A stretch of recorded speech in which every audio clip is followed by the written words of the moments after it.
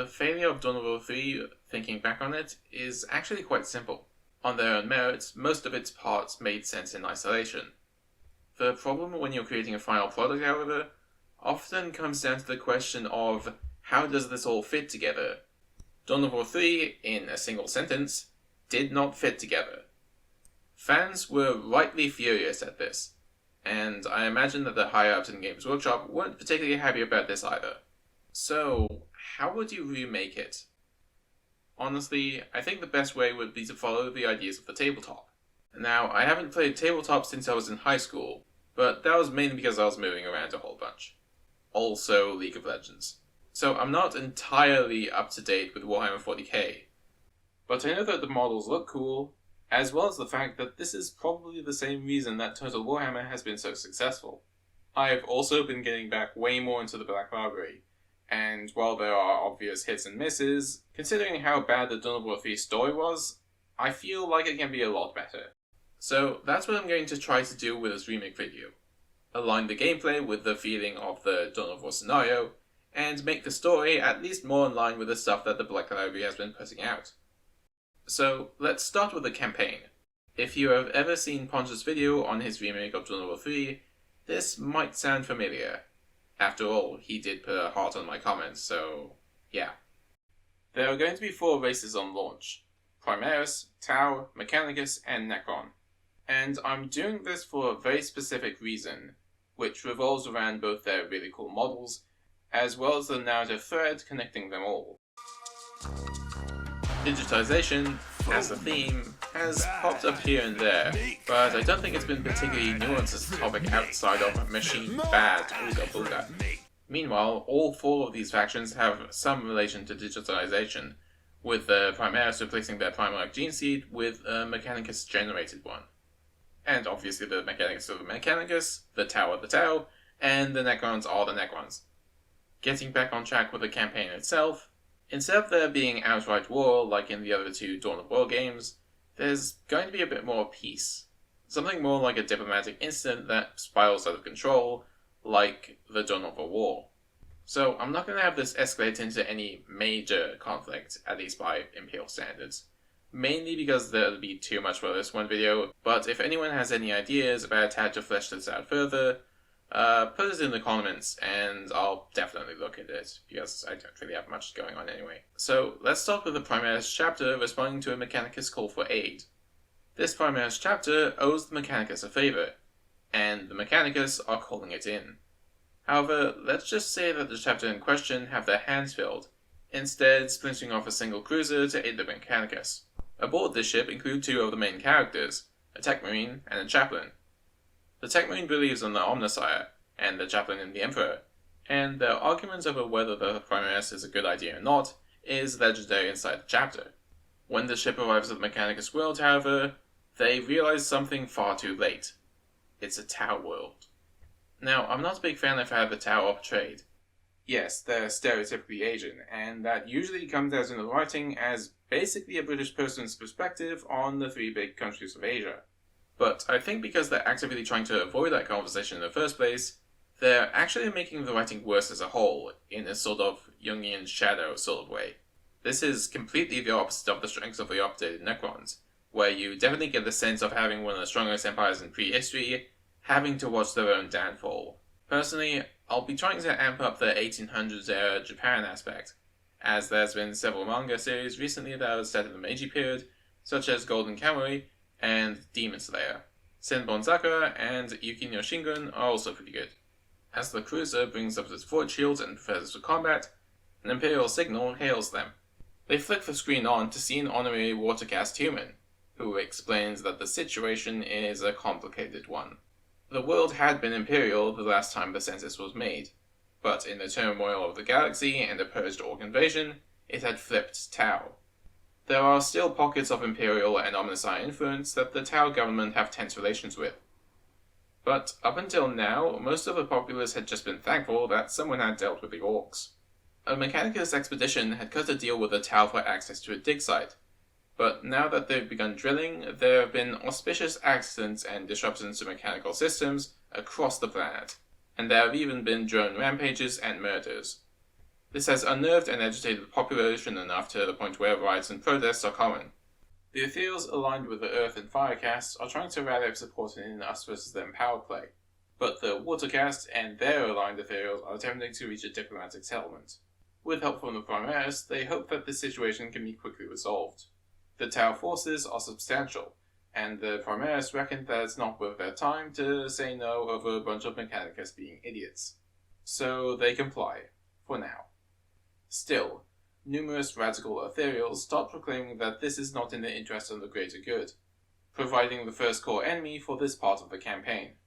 While I'm not sure how canonical this is, it could make sense that Ethereals have greater levels of autonomy than the other four castes, to the point where Ethereals can try and seize power if it's obvious that other Ethereals aren't following what they consider the greater good. It makes the Tau slightly more interesting in my opinion. So the Primaris make their blood-soaked way from the capital to the expedition site, showcasing some of the political, ideological, and societal shifts that are occurring on this Tau-colonized world. When they finally meet the Mechanicus, though, they realize that something's up. The Mechanicus wanted bodyguards for a situation they created, but when the Primaris meet the Mechanicus, they're suddenly not needed anymore, and the Mechanicus are keeping quiet about it. Too quiet. There have been skirmishes as well, which is explained away by the tech priests that the Tau and their human auxiliaries have been attacking them. But the wounds aren't from Tau pulse technology. Rather, they're by Mechanicus weaponry. It's at this point that the Mechanicus are assaulted by their own kind. One of the enemy tech priests calls out to the Primaris, saying that these Mechanicus have betrayed the Emperor by unearthing heretical artifacts. The tech priest that the Primaris had thought their allies now turns on them. They are swiftly dealt with. Turns out that the Mechanicus are on yet another Necron expedition, and this expedition has begun to wake up the Tomb World. But this Tomb World has been ravaged by the Destroyer virus. Now the Destroyer virus is leaking out, and all mechanical systems across the planet are being infected, which is the reason for all the droid rampages and murders. This is very much a similar dispute to that found in Mechanicus, where you could either have sided with Scaevola or Vedex, two sides of the opposing coin. This expedition's Vedex has already been removed by the Scaevola, and the drilling has continued, and now it must be stopped before the Tomb World truly awakens. Still, this is the Tau world now, and the Imperium does have bigger fish to fry. Still, the awakening of the Tomb World isn't exactly a good prospect, so the Primaris seek to do a Dark Crusade, Nuke on Your Doorstep, and GTFO. First though, they must fight through the Scaevola Mechanicus, then proceed on to piercing into the heart of the Necron Tomb World. With the campaign mostly plotted out, I'd like to talk about gameplay, or at least some of the ideas I've personally been thinking about. Now, we could fall back on the staples of the genre, but considering the genre's been in the toilet for an entire decade, we really do need to put a lot more practical thought into the choices that we're making. So, let's start with how you'd start a skirmish match. First off, you choose your faction and map, and then you hit play. Except you don't get access to your entire roster. Instead, you get access to Initial Forces, or Tech Zero. For armies like Space Marines, this includes Planetary Defense Forces, as well as limited access to expensive infiltration units such as Scout Marines. Initial Forces change up faction to faction, with DLC factions like Orks getting Ork Boys, while Tyranids get Gene Stealer Cults. Necrons would be a pretty weird faction to design their initial forces around, and I don't really have any ideas for them. If you do have any cool ideas how that'd work out, put it in the comments and I'll check it out. This is a setup period of the game, where you jostle for resources in order to tech up into your main roster. The map itself is set up similarly to Dawn of War 1, with points on the map to capture, except with the resources swapped around. Instead of acquisition points, these are now power nodes, and instead of building plasma generators and thermoplasma, you can now build comm stations and comm relays, which grant sizable amounts of acquisition. This is mainly to reverse the situation of Dawn of War 1, where you are forced to ruthlessly expand throughout the map in order to gain the requisition required to actually build out your initial force of infantry, or grow your economy. Now, you're expanding to get the power in order to either tech up to vehicles, or grow your requisition by building comm stations, which could give you a more infantry-focused army. It's a slightly less cutthroat design, in my opinion. The new word for teching up in this game is escalation. While the Dawn of War 3 mechanic is interesting, it appears that explicit intervals is literally a catch-up mechanic, and just flat improves your income. It's just kinda dull. Instead, the game escalates whenever someone first reaches the next tech level. I'm quite cautious about being too deterministic about what escalation entails, but for now, my idea revolves around making it easier for players who lag behind to say, oh shit, I should also tech up, but also giving a timing advantage to players who actually manage to get to the next tier first. This is also because I'm kind of sick of players just kind of racing to tech up faster, so enjoy the rat race. For now, I'll say that escalation reduces the cost of teching up to that tier for all of the players, alongside increasing global income. But the player who escalated first has the resources refunded, alongside gaining a deep strike on the hero instead of them just appearing at the HQ. As someone who has played League of Legends and Dota 2 back in the day, I have a lot I could say on Dawn of War 3's heroes. I will say though that I think heroes should be 1. Impactful, and 2. Always be in the fight. There's also something which I call the grenade problem, which is when multiple units with damaging spells combo them together to warp the meta around that combo. While this is fun once in a blue moon, like when teammates communicate with each other, it has to have at least some limiting factor, stopping a bunch of guardsmen throwing enough grenades at once to take down a titan every time you field one. Yes, this game is going to have titans. In terms of hero design in Dawn of War 3, I am not going to be talking about flipping Gabriel. Instead, let's talk about Chaplain Diomedes. If you didn't know, Dawn of War 3's Chaplain is actually quite interesting. When he's in combat, he grants bursts of shields to nearby allies, increases their damage, as well as healing them. This is actually really strong, as healing and shielding combined are actually quite dangerous, but it requires him to be in melee range, while also not having any mobility. This means that he's a melee hero who wants to defend against enemy melee units, while being in proximity of your fellow melee units. Yeah, if this was a League champion, he'd never be competitive until they buffed him into the stratosphere. So, because most of his power budget is concentrated in his heals and shields, how about we replace that with a local armor and move speed aura on melee strike? And now we give him a jump pack that also applies the aura on launch and on impact. For a genre that really wants to include hero units, they really don't have a lot of ideas of what goes into making a good hero unit in the first place. Speaking of heroes more broadly, you're still going to have a maximum of 3, but you choose these heroes while you're in the game, not outside of it. Pre-game choices lock you into your choice too hard, while also preventing experimentation and player freedom because you're stuck with them for an entire match, instead of just spending the wrong resources in the wrong places. You also can only pick one from each escalation tier. So when it comes to hero rosters and whatnot, here's an example of what the Space Marine roster could look like. At Escalation 1, you get the option between our aforementioned Chaplain, who can go balls deep, an Apothecary, who can recover the GNC.Fallen SM models, recovering the resources lost, or a Tech Marine, who has superior repair abilities, and a supercharged plasma rifle, which can overcharge a burst of DPS. At Tier 2, you start getting access to heroes in Terminator armor, like a Force Commander who can blink stun a tank with their Thunder Hammer, or a Librarian with wave-clearing psychic abilities, and maybe a Dreadnought. Then at Tier 3, you get access to Titans, a Land Raider, and any other model that deserves to be T3, and then you repeat this for Mechanicus, Tau, and Necrons.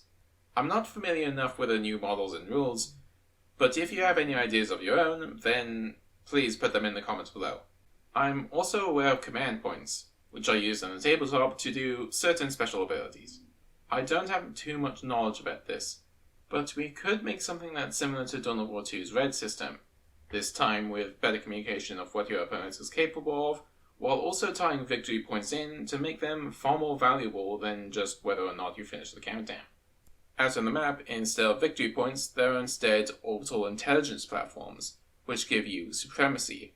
Supremacy refers to your off-map assets gaining the advantage over your opponent's off-map assets, allowing them to dedicate their efforts to the battlefield, which can be used in strategic moves. Strategic moves are your bombing runs, your orbital bombardments, your base killers. These are what you use to push and end a game. Except they can only be called in by the player with the most supremacy.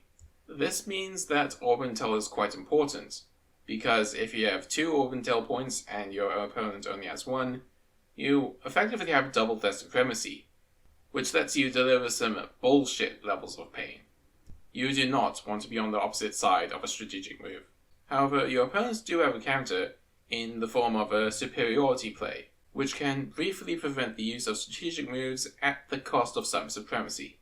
Think of it like fighters above trying to intercept the bombers that are headed for your base. You also have access to tactical moves, which are smaller scale abilities that can give you advantages here and there.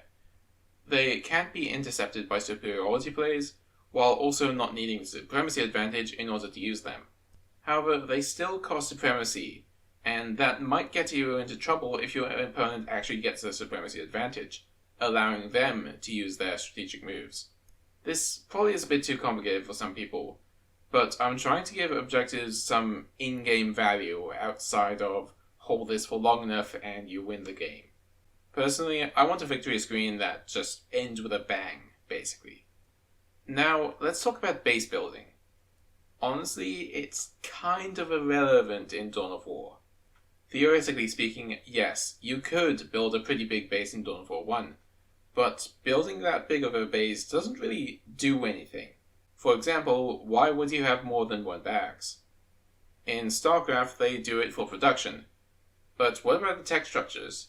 Do you ever need more than 1 fusion core? Dawn of War 1 also has short enough build timers that you might need 3 builders for something. But after that, those builders just sit around. My own thesis around building is that you, as a player, literally want to build a pretty base with a lot of buildings in it. So how do you give a reason for players to have multiple buildings? So what if your barracks actually houses your marines? For example, you build a chapel barracks and have access to space marines, assault marines, and scouts. You then have to decide which 2 to 3 units you want on the field. Then, instead of simply paying 400 requisition or what have you, that unit actually costs upkeep while on the field. This upkeep then pays for healing that unit when they're damaged. Basically, this is about controlling your force composition and how that might change throughout the game. This definitely is not a change I think Dawn of War could do with, but it's something that I'm thinking about if I ever get around to making my own RTS game.